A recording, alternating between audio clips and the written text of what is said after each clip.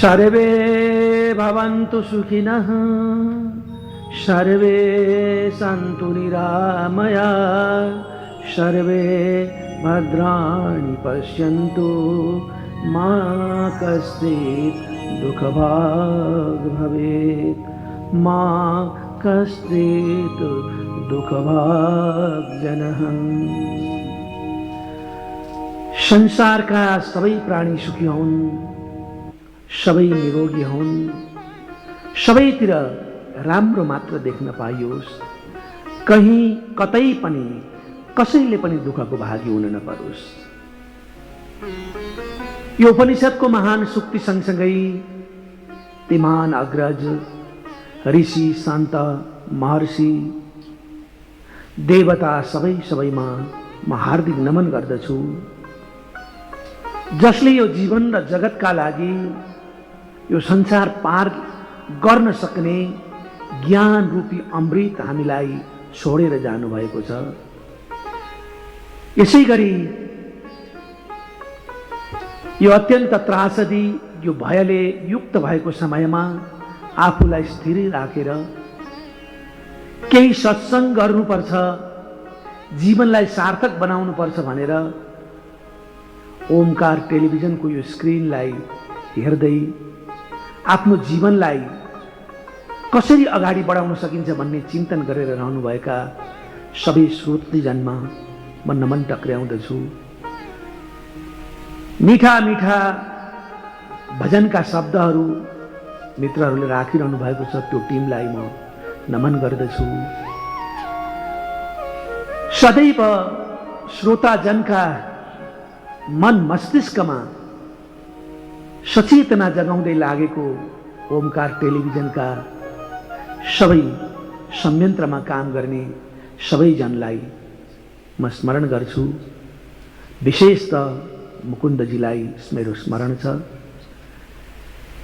सधैँ जस्तै आज पनि हामी उनी पूर्ण ब्रह्म परमात्माका कृपाले यो समयसम्म यो अवसर प्राप्त गर्न पुगेका छौं।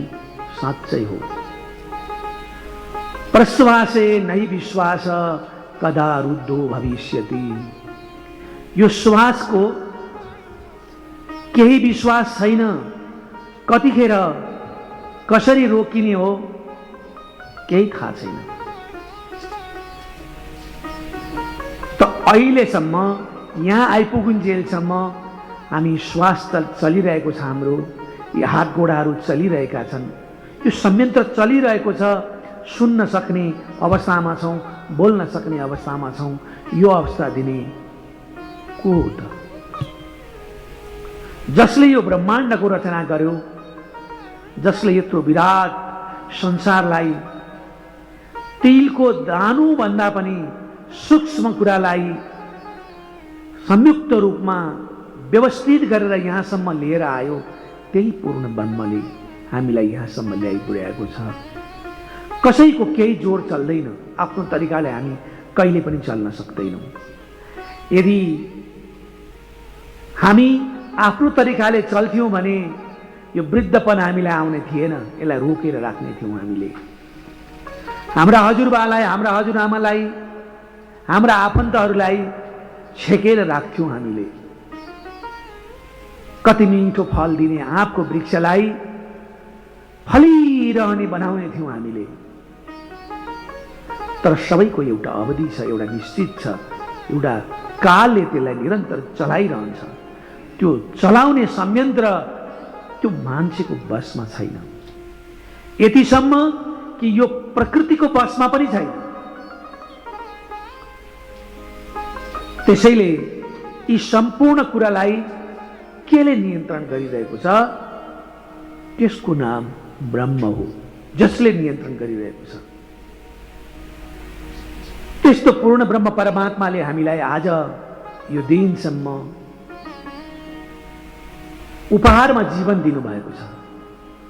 भगवानको यो हाम्रो जीवन मंगलमय बनाउनका लागि, सार्थक बनाउनका लागि दिएको यो उपहार हो जीवन। ती मंगलमय, ती पूर्ण ब्रह्म परमात्माका चरण कमलमा पुनः म साष्टाङ्ग दण्डवत गर्छु। हामी बुझिरहेका छौँ, बुझ्ने प्रयास गरिरहेका छौँ। ब्रह्माजी आफै त मोहित हुनुभएको छ, हामी मनुष्यको के कुरा।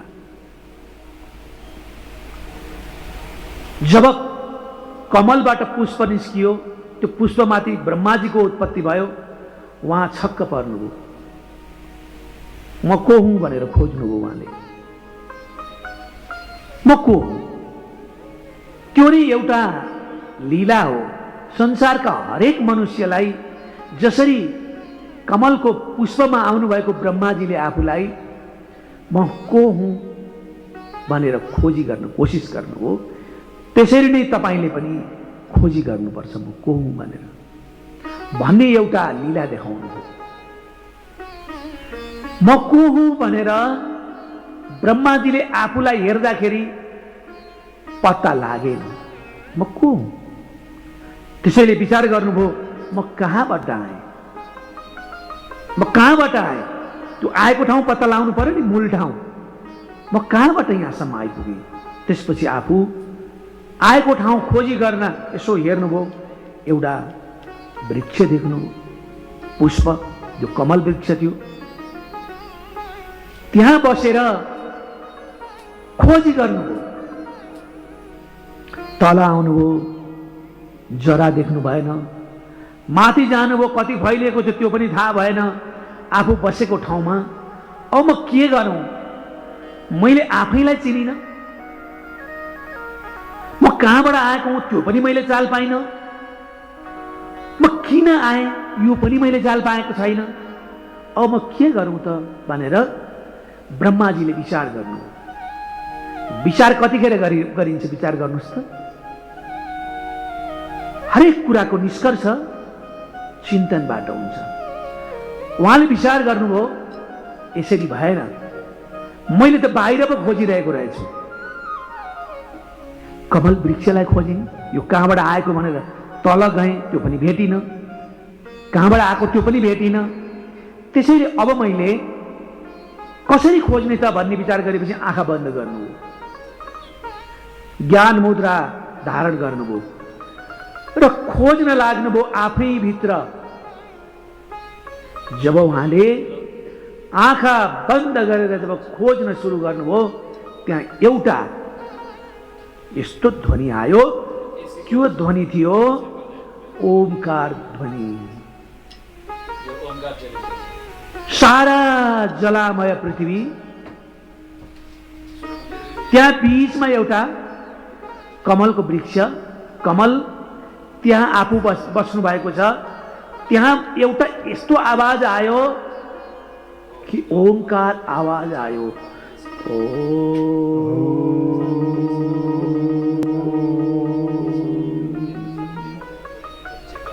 जसरी तपाईँले तामाको गाग्रीलाई यसो ट्याङ्ग हिर्काउनुहोस्, हाम्रा लामा गुरुजीहरूले यस्तो हिर्काएर धातुहरूबाट त्यो आवाज निकाल्नुहुन्छ। यी हरेक कणमा यी सूर्यका किरणले पनि बोलिरहेका छन् त्यो ओमकार। हामीले नसुनेको मात्रै त आँखा बन्द गरेर सुन्नुहोस्। त्यो आवाज सुन्नुभयो उहाँले। र त्यो बीचमा कमलको त्यो कोषबाट पानीका थोपा तप्लक्क भुइँमा छुइँदाखेरि त्यो आवाज उहाँको कानमा पर्यो। के पर्यो? तप तप तप। ए म को हो भन्ने कुरा चाल पाउनका लागि, यो फूल के हो भन्ने चाल पाउनका लागि, म कहाँबाट आएको हुँ भन्ने चाल पाउनका लागि तप गर्नुपर्ने रहेछ, साधना गर्नुपर्ने रहेछ भन्ने कुराको उहाँलाई भित्र आयो। त्यसपछि ब्रह्माजीले अनन्तकालसम्म तप गर्नुभयो। त्यो तप भनेको आँखा बन्द गर्नु होइन। तप भनेको खोजी गर्नु, निरन्तर खोजी गर्नु हो। कसको खोजी गर्नु हो? आफ्नो खोजी गर्नु हो, आफूलाई खोजी गर्नु हो। किनभने आफूभित्रै त्यही पूर्ण ब्रह्म परमात्मा छ। त्यो आफूदेखि उता लागेपछि मात्रै परमात्माको चिन्तन सुरुवात हुन्छ। त्यो ओंकारको जप गरेको बेलामा उहाँले पूर्ण शेषशाही भगवान विष्णुलाई देख्नुभयो। त्यसपछि शेषनागमा सुतेको त्यो शेषशाही भगवान नारायणलाई देखिसकेपछि त्यहाँ झलामय धरती देख्नुभयो। त्यो नाभिबाट उत्पत्ति भएको कमलको माथि आफू बसेको देख्नुभयो। ओहो, म त शेषशाहीको नाभि कमलमा उम्रिएको कमलमाथि बसेको रहेछु। त मेरो कर्तव्य के होला त? अब मैले थाहा पाएँ म नारायणको पुत्र रहेछु। कमल प्रकृति रहेछ, त्यहाँ माथि उत्पत्ति भएको म रहेछु। मेरो कर्तव्य के होला त भन्ने उहाँभित्र जागृत भएपछि उहाँले अनि कर्तव्य खोज्नुभयो। त्यसरी नै हामीले पनि म को हुँ? ब्रह्माजीले त खोज्नुभयो, हामी मानिस देवताबाट तल गिरिसक्यौं। तर भारतवर्षमा जन्मिएका छौं है, यो हिमवत खण्डमा जन्मिएका छौं। धरतीको ज्ञानको मुहान जहाँबाट संसारमा फैलिएको छ त्यो मुहानमा हामी जन्मिएका छौं।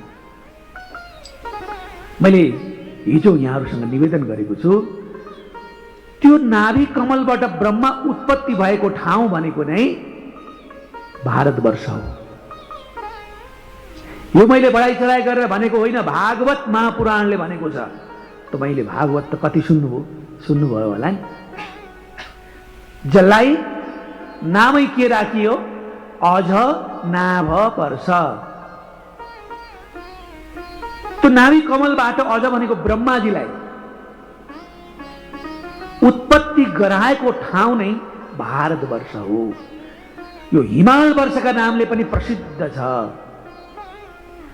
पछि भरत राजाको कारणबाट यो भारतवर्ष भएको हो। त्यो ब्रह्माजीले सिकाएको, ब्रह्माजीका हामी सन्तान, उहाँबाट आएका हामी। कहाँ पुगिसकेका छौँ हामी? यतातिर त ध्यान पनि गएको छैन। यदि हामीले यो कुरा खोजी गर्यौं भने त्यो प्राप्त गर्न सक्छौं। त्यसैले सबैभन्दा पहिलो कर्म मनुष्यको संसार चिन्ने होइन, आफूलाई चिन्ने हो। पहिलो काम के हो? आफूलाई चिन्ने हो। जुन दिन हामीले आफूलाई खोज गर्न छोडिदिन्छौं त्यसै दिन हामीले बाटो बिरायौं। हामी कहिल्यै गन्तव्यमा पुगिँदैन। हाम्रो गन्तव्य निराधार हुन्छ। त्यसैले पहिला कर्म के हो भने आफ्नो खोजी गर्नु। त्यसैले ब्रह्माजीले आफूलाई खोजी गरिसकेपछि अब मैले के गर्नुपर्छ त भन्ने कुराको तत्त्व ज्ञान लिनका लागि उहाँको आराधना गर्नुभयो। परब्रह्म परमात्माको आराधना गर्नुभयो। त म यहाँ आएँ, मेरो आउनुको त केही कारण होला नि त। विचार गर्नुहोस् त, तपाईलाई सामान्य रूपमा तपाईलाई तपाईका बुबा आमाले किन जन्माउनु भयो होला? कहिले सोचेका छ हामीले? किन जन्माउनु भयो होला? किनभने वंशलाई अगाडि लिएर जानु छ, हाम्रो रीतिस्थिति परम्परालाई जोगाउनु छ। बाल्यकाल हुन्जेलसम्म उनीहरूको संरक्षण हामीले गर्नु छ र तिनीहरूले हाम्रो संरक्षण गर्छन्। यस्तो चक्र घुमाउँदै घुमाउँदै यो सृष्टि चलाउनु छ भन्ने कुरा सोचेर, यही चिन्तन गरेर तपाईलाई बुबा आमाले जन्माउनु भएको हो। त्यस्तै त्यो पूर्ण ब्रह्म परमात्माले किन त्यो ब्रह्मको उत्पत्ति गर्नुभयो भने यो प्रकृति हो, यो प्रकृति सञ्चालन गर्नका लागि एउटा नियोगको रूपमा मलाई जन्म दिनुभएको रहेछ भन्ने कुरा ब्रह्माजीले चाल पाउनुभयो। त्यसैले उहाँको आराधना गर्नुभयो। जब यो कुरा बुझ्छ नि अनि नै गर्ने हो। त्यसैले उहाँले परमात्माको ध्यान गरिसकेपछि परमात्माले तिमी सृष्टि गर भनेर अर्ती दिनुभयो। हाम्रा बुवाआमाले पनि हामीले यही भन्ने होइन र? राम्रो बन, योग्य बन, यहाँसम्म हामीले ल्यायौँ, अब यहाँभन्दा उताको कर्म तिमीले लिएर जानुपर्छ। संसारलाई पनि बुझ, आफूलाई पनि बुझ। तर अहिले हामी आफूलाई बुझ भन्न चाहिँ बिर्सेका छौँ। किनभने त्यो आफूलाई बुझाउने विद्या चाहिँ अध्यात्म विद्या हो नि त। त्यो अजना वर्षको, हिमाल वर्षको, भारतवर्षको हिमवत खण्डको यो अत्यन्त पवित्र जहाँ ब्रह्मा विष्णु महेश विराजमान हुनुहुन्छ त्यो ठाउँमा हामी जन्मिएका छौँ भने हामीले यो कुरा सम्झिनुपर्छ, थाहा पाउनुपर्छ। त्यही भएको हुनाले निरन्तर रूपमा हामी के गरिरहेका छौँ भन्दाखेरि दुनियाँ कुरा बाहिर हामीले अध्ययन गरिरहेका छौँ, पढिरहेका छौँ। हामीले एकपटक अब यो सङ्कट अवस्थामा घरभित्र बसेको बेलामा बाहिर त सङ्कटै सङ्कट रहेछ नि त। त्यसैले त्यो सङ्कट नभएको ठाउँ कहाँ रहेछ भनेर खोजी गर्दैछौँ। यो भय नभएको ठाउँ कहाँ होला खोजी गर्दैछौँ हामी। त्यसैले भित्र प्रवेश गर्दैछौँ। ब्रह्माबाट आरम्भ भएको यो सृष्टि आजसम्म चलिरहेको छ। वैवस्वत मन्वन्तरको समयसम्म हामी छौँ। अहिलेसम्ममा 71 मनु चल्ने ठाउँमा 28औं भइसकेको रहेछ। 28औं व्यास हुनुहुँदो रहेछ अहिले। 28औं बुद्ध हुनुहुँदो रहेछ अहिले। निरन्तर रूपमा यो चलिरहेको रहेछ नि त।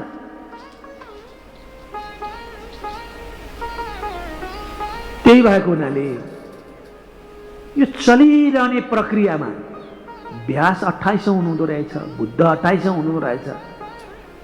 सुनिराखेका छौँ, पढिराखेका छौँ भने म पनि कतिवटा भइसकेँ होला, कति पटक जन्मिसकेँ होला। यो भौतिक वस्तुद्वारा बनिएका चिजहरू शरीर मर्दा त्यसैमा विलिन हुन्छन्, फेरि निर्माण हुन्छन्, फेरि विलिन हुन्छन्। जसरी एउटा घैला बन्छ, फुट्छ, फेरि माटो बन्छ, फेरि घैला बन्छ, फुट्छ, फेरि माटो बन्छ, त्यसरी चलिरहँदो रहेछ नि त भन्ने कुरा बुझ्नका लागि हामीले अध्यात्मको अध्ययन गर्नुपर्छ। किनभने अध्यात्मले मात्र तिमी अमर छौ, तिमी कहिल्यै मर्दैनौ। शाश्वत सत्य भनेको तिम्रो आत्मा हो। त्यो आत्मा चाहिँ तिमी हौ। तर तिमीले कपडालाई म भन्यौ, कपडालाई आफू ठान्यौ। भ्रम यही हो, अज्ञान यही हो। अज्ञान अरू कुरा होइन। असत्यलाई सत्य मान्नु नै के हो? अज्ञान हो।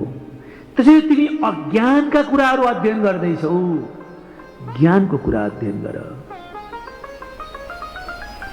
अविनाशी कुराको अध्ययन गर भने ज्ञान भनेको के हो? अविनाशी कुरा, सत्य कुरा। सत्य, जुन कुरा कहिल्यै विनाश हुँदैन त्यसको नाम के हो? सत्य। यो देखिएको चिज यो सत्य होइन। हामीलाई प्रश्न उठ्छ, मेरो अगाडि माइक छ, मेरो अगाडि घर छ, के यी असत्य हुन्? यो व्यावहारिक सत्य हो, प्राकृतिक सत्य हो। त्यसैले यो प्रकृतिगत सत्य, व्यावहारिक सत्य परिवर्तनशील हुन्छ। तिम्रो खोज, तिम्रो आत्मा शाश्वत कुरा हो। सत्य एउटा व्यावहारिक छ, एउटा शाश्वत छ। अर्को एउटा आभास सत्य पनि हुन्छ। त्यसैले भागवतमा तीनवटा सत्यको प्रार्थना गरिएको छ।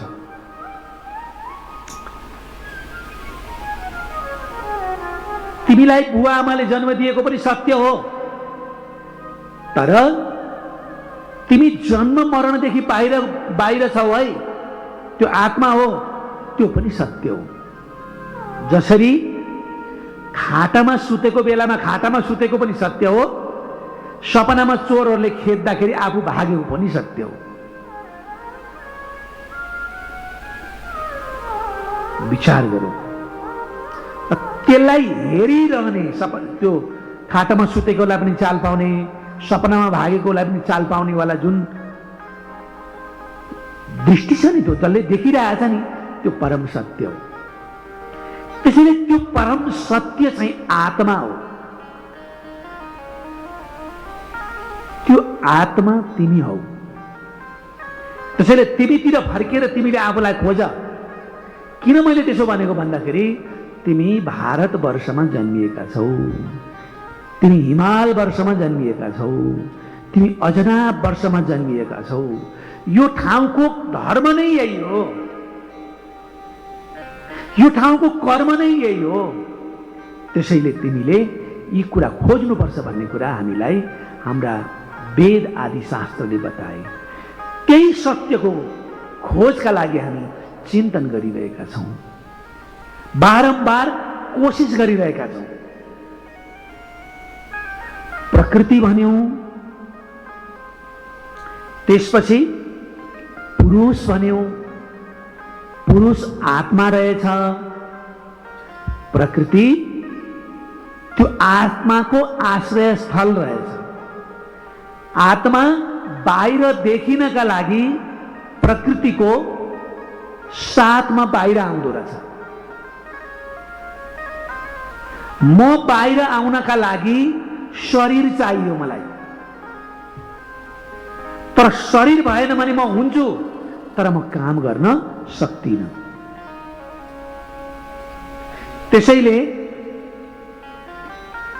प्रकृति पुरुषलाई सञ्चालन गर्ने शक्ति हो, बाहिर अभिव्यक्त हुने शक्ति हो। तर त्यसलाई शक्तिवान बनाउने चिज, चलाउने चिज चाहिँ के हो? पुरुष हो। त्यो तपाईको के हो? आत्मा हो। यो कहिले मर्दैन। मैले हिजो पनि उदाहरण दिएको थिएँ। यदि मर्ने भएको भए सपनामा तपाईले कुप्रा बाँकी नै देख्नु हो कि म सम्झिन्छु भनेर सुत्नु भएको हो? अहिले पनि यदि तपाईँ बसेको बेलामा कोही सुन्दै हुनुहुन्छ होला, कतिपयलाई यो घटना घटेका छन्। जब मान्छेको मन बुद्धि र चित्त एक ठाउँमा बस्छ नि, त्यो बेलामा होइन मेरो छेउमा कोही हिँडे जस्तो लाग्यो भनेर मान्छेले भन्छ। यहाँ अनन्त जीवात्माहरू छन् के, यही हो हाम्रो नजिक, यहाँ छेउमा अणुमा ती जीवात्माहरू हिँडिरहेका छन्। तर किन हामी देख्दैनौँ भन्दाखेरि यी भौतिक आँखाले तिनीहरू देखिँदैनन्, तिनीहरू मानसिक आँखाले देखिन्छ, भित्री आँखाले देखिन्छ।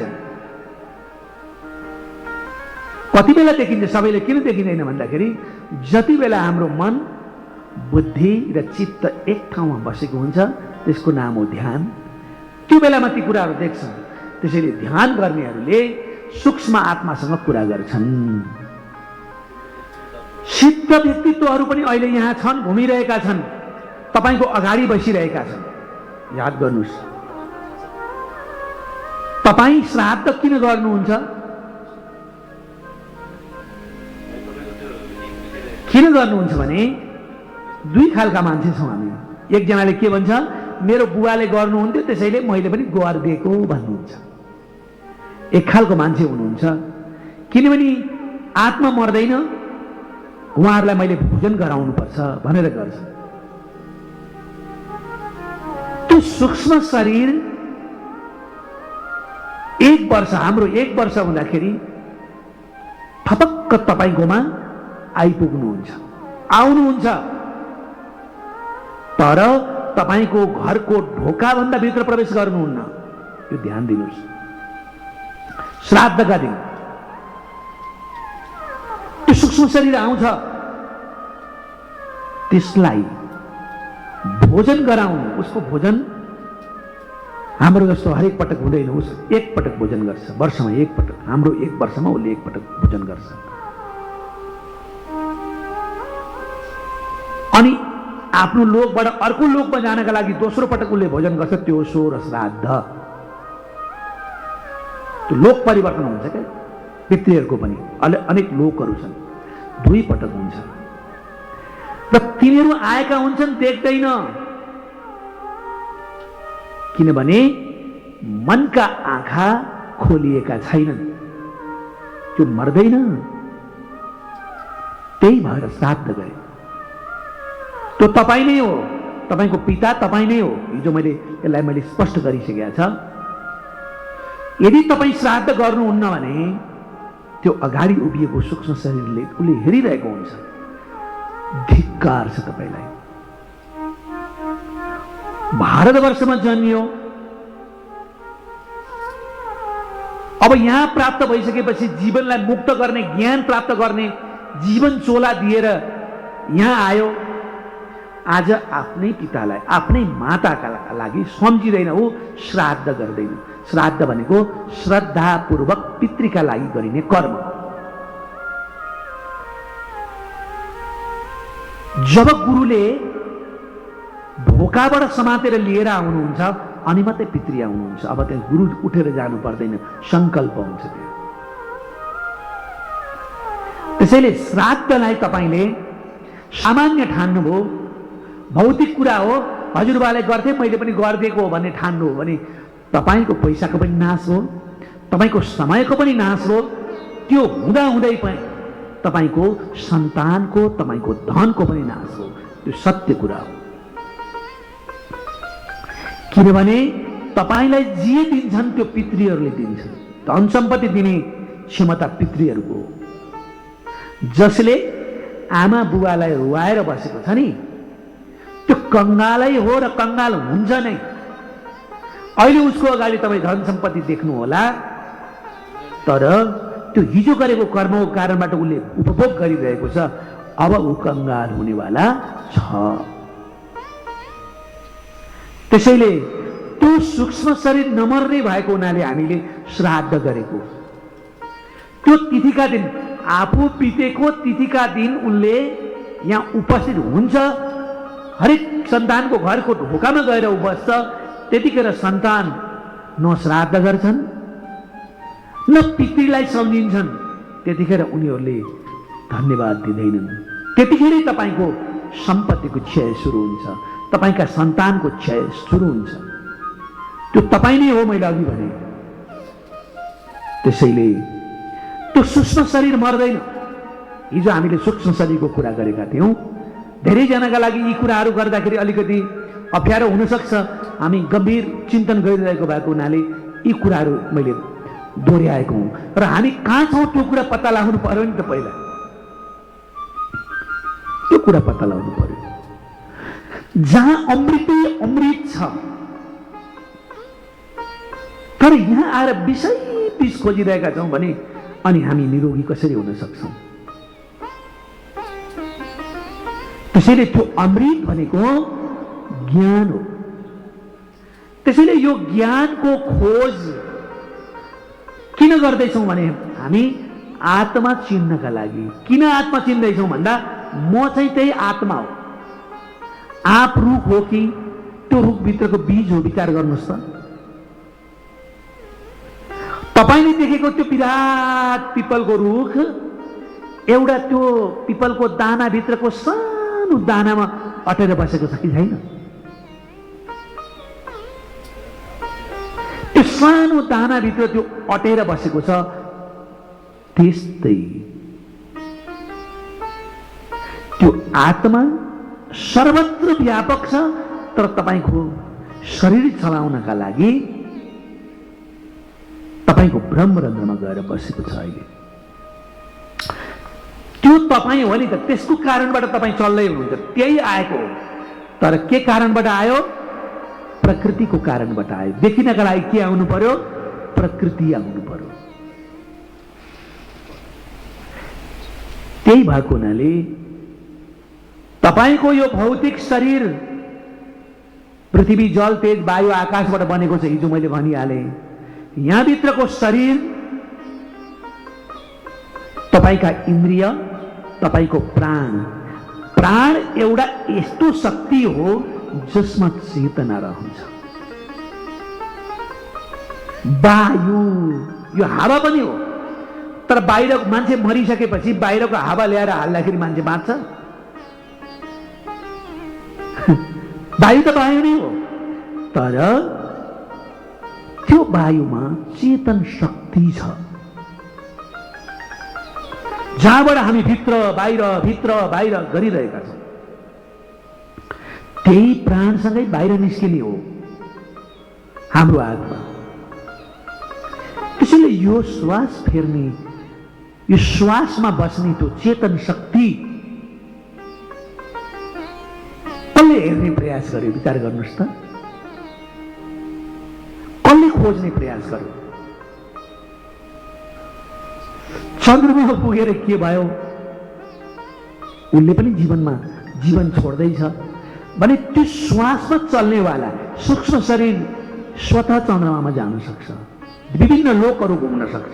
यो भित्रको शरीर आफैसँग छ, आफैलाई कमजोर ठानेर बस्नु बेकार सक्छ। योगीहरू जान्छन्, विचरण गर्छन्, त त्यसको खोज गर्नु चाहिँ अध्यात्म विद्यामा प्रवेश गर्नु हो, आफ्नो खोज गर्नु हो। त्यो खोज गर्ने प्रयत्नमा आज हामी लागिरहेका छौँ, निरन्तर रूपमा त्यसैको खोजी गर्न हामी लागिरहेका छौँ। र यही प्रसङ्गमा मैले तपाईँहरूसँग एउटा निवेदन के गरेँ भने, श्राद्ध किन गरेको हो भन्ने कुरा प्रसङ्गवश अरू कुराहरू आउन सक्छन्, किनभने शरीर छोडेर निस्किएको जो आत्मा हो, इन्द्रियभित्र बसुन्जेलसम्म त्यसलाई भोक लाग्छ। भोक लाग्ने इन्द्रिय हो, शरीर होइन। मरेको शरीरले भोक लाग्यो भन्दैन, मनले हो। तिर्खाउने शरीरले पानी खोज्छ, इन्द्रियलाई लाग्छ तिर्खा। प्यास मेट्नेवाला मन हो। विचार गर्नु, त्यो भोक, तिर्खा, ती सम्पूर्ण कुराको सुख दुःखको अनुभव गर्ने यो हाम्रो शरीरभित्रको शरीरले गर्ने हो, जहाँ मन छ, जहाँ बुद्धि छ। तर मैले गरे भन्छौँ, हामी यो शरीरलाई देखाउँछौँ। त्यो भएको हुनाले तपाईँलाई भोक लाग्छ नि, त्यो भोक लाग्नेवाला तपाईँको भित्र बसेको चिज हो। त्यो हाम्रो त्यो नछोडिन्जेलसम्म मुक्त हुँदैन, फेरि जन्मिनुपर्छ। त्यसैले तपाईँका इन्द्रिय, तपाईँको मन र तपाईँको बुद्धिलाई तपाईँ चिन्नुहोस्। खानेकुराको स्वाद खोज्नेवालाहरू यो शरीर होइन, त्यहाँभित्र बसेका इन्द्रियहरू हुन्, त्यो चिन्नुहोस्। तपाईँलाई संसारमा फसाउनेवाला त्यही हो। राम्रो देख्यो भने उठाइहाल्नु पर्यो, नराम्रो देख्यो भने तिरस्कार गरिहाल्नु पर्यो। कसैले राम्रो भनिदियो भने नाक पनि यत्रो बनाइहाल्यो, कसैले नराम्रो भनिदियो भने कहिल्यै नबिर्सिने गरी रिस पनि उठ्यो। कहाँ छ त्यो? तपाईँको शरीरको कुन भागमा त खोज्नुहोस् त। कान हो रिस उठ्ने? आँखा हुन्? होइन, तपाईँका मनमा छन् यी सबै कुरा। कहिले छोराछोरीले साह्रै नमिठो भन्दा तपाईँलाई रिस उठ्छ, तर पनि तपाईँ हाँसेर खानेकुरा किन दिनुहुन्छ? किनभने यो अज्ञानी चाहिँ यसले बुझेन भन्नुहुन्छ। तपाईँ अरूसँग जाइरी लागिहाल्नुहुन्छ। त्यो बाहिर छैन, त्यो भित्र छ, मनमा छ। त्यसैले भोग, तिर्खा, तृष्णा, जे जति कुराहरू छन् नि, त्यो आफै भित्र मनमा बसेका छन्। यो कुरा विचार गर्नुहोस्। तर हामी शरीरका लागि भनेर यो संसारका भौतिक वस्तुतिर हामी मरिमेट्छौँ। त्यो तपाईँ होइन, इन्द्रिय हो चाहना गर्नेवाला। तपाईको आत्माले खोजेको होइन। त्यो इन्द्रियमा बसुन्जेलसम्म तपाईलाई भोक लाग्छ, तिर्खा लाग्छ, शीतल र गर्मीको प्रभाव हुन्छ। त्यसैले तपाईँ त्यहाँभन्दा माथि जानु पर्यो नि, आफ्नो मूल अस्तित्वमा जानु पर्यो। आगोमा तपाईँले फलाम हाल्नुभयो अनि त्यो फलामलाई तपाईँले समाउनु भयो भने तपाईँलाई तातो हुन्छ। फलामले तातो भएको हो कि आगोले तातो भएको पत्ता लगाउनुहोस् त। केले तातो भएको? तर तपाईँ फलामलाई गाली गर्नुहुन्छ। फलाम तातेको के कारणले हो? आगोको कारणबाट हो, आगोको दोषबाट हो। त्यसैले शरीरलाई हामी दोष लगाइरहेका छौँ, सुख र दुःखका। मान्छेलाई दोष लगाइरहेका छौँ, तैँले गर्दा मैले दुःख पाएँ भनेर। त्यो सबै तपाईँभित्रै छ। यसलाई खोजी गर्नुहोस्। यो खोज्नु चाहिँ हाम्रो कर्म हो। किनभने यही खोज्नका लागि, यही जान्नका लागि, यही बुझ्नका लागि हामी भारतवर्षमा जन्मिएका छौँ, यो हिमवत खण्डमा जन्मिएका छौँ। यहाँ आएर यही कुरा बुझेनौँ, आफ्नो सम्पूर्ण कुराको बोध गरेनौँ भने